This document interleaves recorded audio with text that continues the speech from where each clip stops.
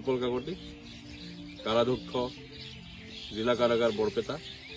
আমাৰ সুপাৰিনচাৰৰ পৰামৰ্শ মতে বা আমাৰ এটা টিম এটা বনাই আমি ধুনীয়াকৈ আমাৰ গোটেই কৰ্মচাৰীসকল আমি বিশেষকৈ খেতিত মনোনিয়োগ কৰোঁ, যিহেতু ইয়াতে মাটি যথেষ্ট আছে খেতি বাতিৰ কাৰণে। আমি যোৱা ফেব্ৰুৱাৰী মাহৰ পৰা আমি মাল্টি ক্ৰপিঙত গুৰুত্ব দিলোঁ। এই আমাৰ বগৰী খেতি কৰিছোঁ। ইয়াতে 3টা ভেৰাইটিৰ বগৰী আছে, প্ৰায় 200 জোপা গছ আছে। ইয়াতে আপোনাৰ আপেল বগৰী আছে, থাই বগৰী আছে আৰু মিছ ইণ্ডিয়া ভেৰাইটিৰ বগৰী আছে।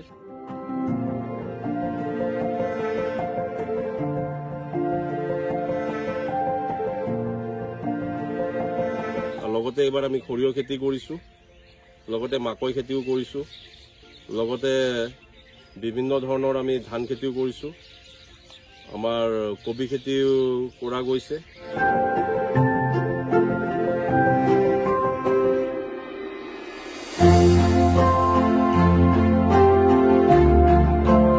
এপ্ৰিল 2024 পৰা 31 ডিচেম্বৰ 2024 আমি চৰকাৰক 1,02,000 টকা আমি ৰেভিনিউ হিচাপে জমা কৰিছোঁ।